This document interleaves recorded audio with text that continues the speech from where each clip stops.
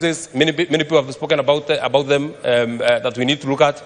There's one body that appeared before us and has appeared before us called the PPRA, Public Procurement Regulatory Authority. In every report that has been laid on the floor of this House, Honorable Speaker, you will never miss a county that has an irregular procurement process, Honorable Speaker. But we have never had, not even one report from the PPRA. In fact, it has to call for the initiation of either the members of the Senate or the members of the public to write to PPRA to tell them that there is something that we are seeing in a certain public entity, Honorable Speaker. These are the bodies that I am calling vestigial. They are not useful. In fact, their usefulness and their utility approaches zero power infinity. We must either do away with them or they must be very, very, very deliberate. Honorable Speaker, our young people have spoken about excesses. And I would dare say, and I'm very sorry to my colleagues who are in this House, Honorable Speaker, when we speak about excesses, we start with ourselves, as members of this committee, as members of Parliament, as members of this Senate, before we even go out.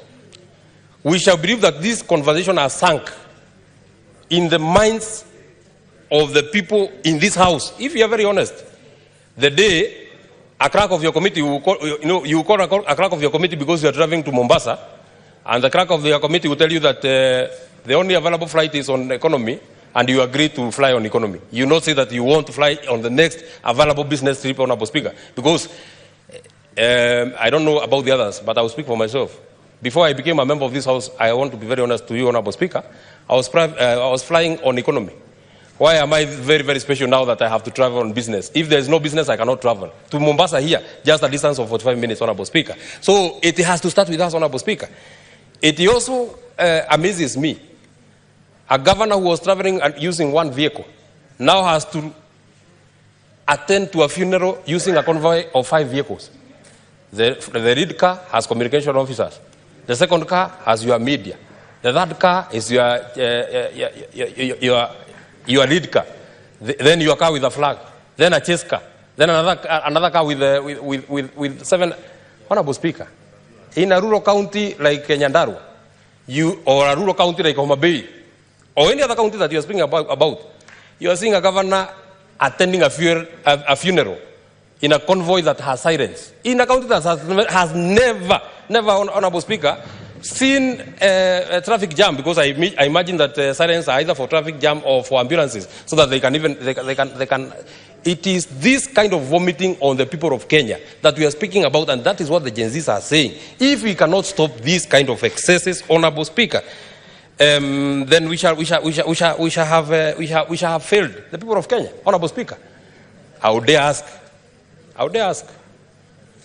why is it that when we are elected, we are very close to our people, and you are a governor or a senator of a rural county, like the county that I come from, and you actually think that you now require 8 bodyguards? Why do you require 8 bodyguards? What have you done to your people that you require to be protected with guns? When you are campaigning by yourself. When you have been elected, you require 8 bodyguards to protect you. What are they protecting? What is this thing that you have taken to your people that you don't want your people to access you? That you have to walk into a funeral. You know me, I see people walk into a funeral. A whole tent is now occupied by yourself, your bodyguards, your aides, your communication officer, your advisor. And on this issue of advisors, because I'm very happy that the president has said that they want to cut down on the cost on advisors. You know, advice, in my opinion, should look like a pregnancy.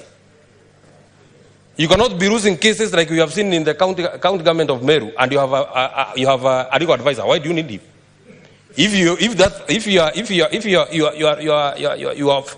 You have no tangible economic policies that we can see. Why do you require an economic advisor? Honorable Speaker, we have been saying with the matter just this afternoon that the county government of Meru will have to pay 600 million in terms of penalties and what has been awarded by court because they chased an investor from a hotel that is worth 150 million. What are we doing to our people? What are we doing to our people, Honorable Speaker? Why do we need to push this kind of money to the counties, Honorable Speaker? And this money is being spent and being used just like that. Honorable Speaker, in the quest of occupying, if you really want us, the young people, if you want us to fight the corruption, the next place that you must occupy must be the county governments. The next place that we must occupy must be the county government's Honorable Speaker. The next people that we must visit must be the governor's Honorable Speaker. Finally, because I know my time is running out, there's something that has been mentioned on education, and I want to canvass my thoughts on education, Honorable Speaker. The only thing that, in my opinion, I feel equalizes us in terms of opportunities, Honorable Speaker, would be on education. I would just, and with tremendous respect to the Senator for Siaya, I would just want to use this example, that in 1964, the Vice President of this Republic was Jaramogi Oginga Odinga. In 1964, my own mother, the late Jane Jerry, was born then. In September 2022, the son of the Vice President and the son of the peasant woman that was born in 1964 was sworn in this house as senators, both of them. Why? Because the only thing that has equalized us now is education. It is for this reason that we must try and make education as cheap as it can be, Honorable Speaker. I am very persuaded that we must do away with bursaries, Honorable Speaker. Why? Because not everybody is able to access bursaries. You know it, Honorable Speaker. When you allow politicians to be dishing out bursaries, the people that get this money are the same people. Because you campaign for your MCA, you get bursaries. You campaign for your member of parliament, you get bursaries. You campaign for your governor, you get bursaries. Honorable Speaker, at the end of it, when it is the end of the year, one kid is at home because they cannot pay school fees. Another kid is leaving school with an excess because their parents can be able to access bursaries, Honorable Speaker. Bursaries have been made a reserve of the families of politicians, girlfriends of politicians, bimbos that just walk around the politicians, Honorable Speaker. This thing must come to an end, Honorable Speaker. If this money is there, the Senator for Kiambu was able to elucidate here, Honorable Speaker, that we have money in CDF, we have money in county government, we have the governor's kitty, we have money from the ministry. Why don't we amalgamate this money so that the people of Kenya can have access to free education, Honorable Speaker? When the idea of bursaries was born, Honorable Speaker, when the first cohort went out, the one that had Tom Mboya, bursaries were not meant for the brilliant. Bursaries were not meant for anybody else. It was meant for the needy. You do not have necessarily to be brilliant to be needy. You only need to be needy for you to access education. And the only way to access, I feel very good, Honorable Speaker. I dare say in this house, one of the closest in terms of age to the Gen Zs is myself, because I'm young, Honorable Speaker. I feel very proud that Kibaki gave me free education from class 1 to class 8. Many people did not enjoy that privilege, Honorable Speaker. If we were to say that we have listened to the Gen Zs, Honorable Speaker, we must ensure that we make education free. Just when I'm just about to end, Honorable Speaker, the second last thing that I want to say is on opportunities for employment. How do you think young people are feeling when they see a member of parliament, when they see a cabinet secretary dishing out letters to people on opportunities for employment? Is that level playing ground, Honorable Speaker?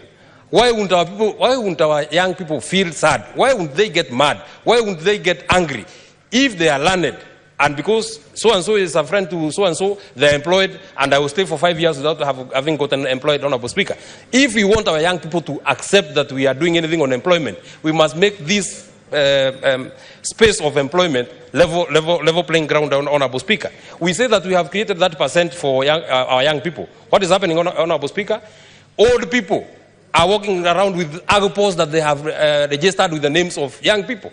So our young people cannot access, because when you want a contract in the county government, first of all, they ask for 10%. You don't have it. Once you get the 10%, when they are paying you, they ask for another 10%. You don't get paid, your money gets to pending bill, and the money that you are depending on is borrowed money, Honorable Speaker. So it then puts you in a very difficult situation. Finally, Honorable Speaker, and I know it may not be very popular at this time to say, Honorable Speaker, what the people of Kenya are asking, the Agriculture Committee of this House, led by Senator James Murango. 2 minutes to wind up your thoughts. Thank you very much, Honorable Speaker. They went around this country, Honorable Speaker,